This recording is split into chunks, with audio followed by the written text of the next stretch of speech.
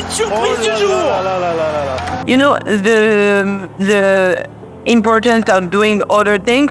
When I'm home, I'm just Maé-Divine. I'm not a track cycling athlete.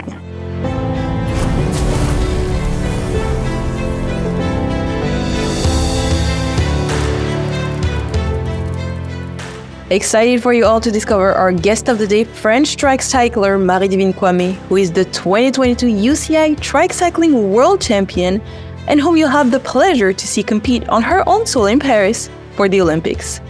I can't wait for you to discover her sparkly personality and her unique approach on staying focused by finding the perfect balance in much more than just her athletic life. I am in Taky Marie-Divine Kouamé, so I do track cycling.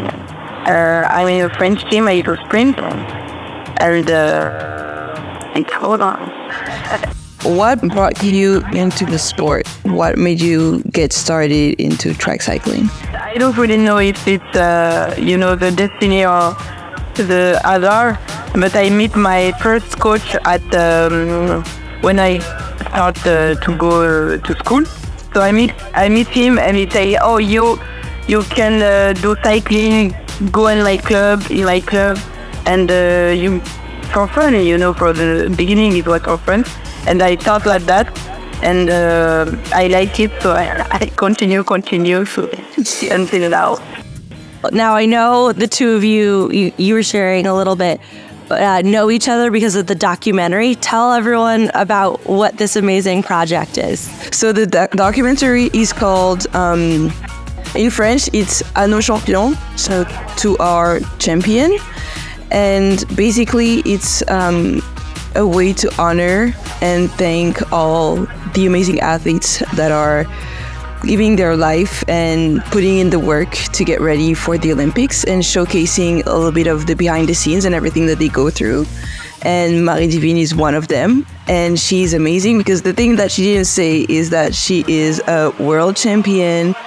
She is a part of the French team. She recently got qualified for Paris, and we've had the honor to follow a little bit of her journey to discover a little bit more of the woman behind the athlete, because she is a woman of many talents. She is an athlete, yes, but she has some businesses also that, if she doesn't mind sharing, would love to discover more about that too. Tell us about them. I have a lot of passion, so I love to do some photography. So when I have some free time, I do in the concert, and I take some photos, videos. I do for my own time. I do some videos on my YouTube channel to share my quotidien. How do you juggle all of that? That is so much.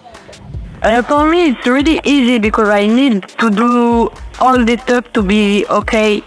I cannot be focused on just one thing. I have to do many stuff to be okay in my head. So it's like easy. I go to training, I train, and after training, I do what I like. I do something to have some extra money because it's important too. Maybe for thinking about after the career, what I can explore, what I can do. So, it's easy to do. Super simple. What brings you balance? You mentioned just right now that having the passions helps you with the balance, but how did you use somebody or did you work with somebody to help you figure that out? Was it something that was always like that for you? Yes, it was always there for me because I started to do cycling when I was 4. So all my life I do both stuff. I was in cycling and I train other sports. So when I was younger, I always doing 2 sports. Like Monday I go to cycling, and Thursday I do basketball, and all time I do 2 sports. We had school, and after when I grew up, I always doing like 1, 2, 3 things. I do school and sports, and school maybe, or art, photography, video. Have you ever felt that people judge you. So one thing that I've heard from a lot of athletes is like they're labeled as just the athlete. But you have all these other parts to you. You're an entrepreneur, you're a student, you're an artist. Yes, of course, that people always want to put the people in, in corners. So we have to do just one thing, but I'm not, I don't know. Sometimes it's a bit stressful, when I post on my social media that I was in training at the morning, and after the night I was in the right show or shooting. Some people can believe that it's not good for recovery, it's not good for an athlete, you don't supposed to be to do that. But for me, it's the better way to can do what I do on sports. I need this to feel good, to feel complete, and I need all this. So people can think whatever they want. I do my stuff and I don't care. Yeah, well, don't change for anybody. Like, that's a great message right here. Because I wish I was more like you, not caring, but I care a little too much. I love that. How do you handle the pressure that is coming from a little bit everywhere? I try to don't think about that. I going home. When I'm home, I'm just Maé-Divine. I'm not a track cycling athlete. Because when I go as a photographer to a live show, nobody knows that I'm an athlete. So I am just a photographer. So nobody speaks to me about that. So I have a different attitude in the different part of the population. So it's good. Maé-Divine, what advice would you give to your younger self? So if your younger version of you was listening here, what would you say?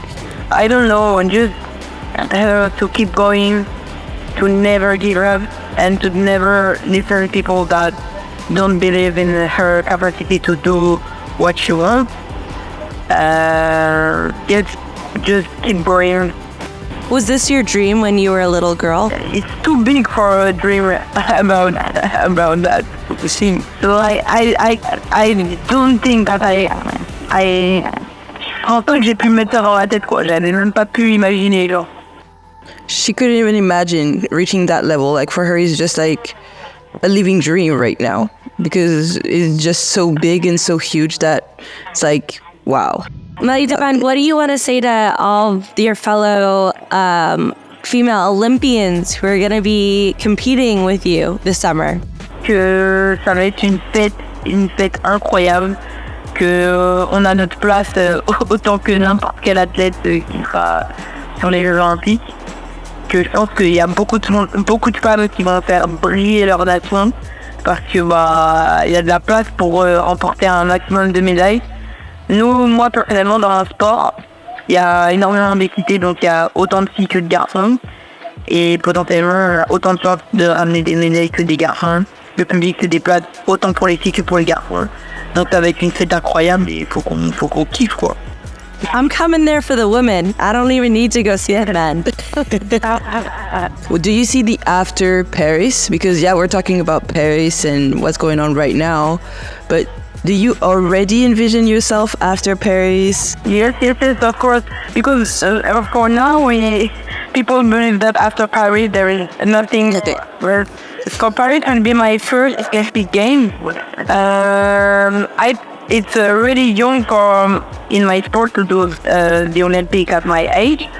So of course I project myself on another Olympian, maybe other context.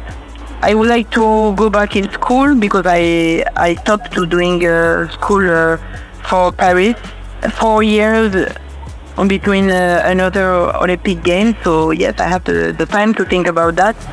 Well, one thing at a time, but already that you have an idea is pretty solid. There's all these different facets of yourself that you could pull on to do after sport too. Yes, this is why I'm not scared. I don't always think about that because I know that I can do something another stuff after being an athlete. Thanks for tuning into Flame Bearers. If you like what you're hearing, please leave us a positive review on Apple Podcasts, Spotify, or wherever you get your podcasts. You can also follow us along on social media for more behind-the-scenes exclusive content on Instagram, TikTok, X, Facebook, LinkedIn, whatever social platform you are on. Thank you, and stay tuned for our upcoming episode.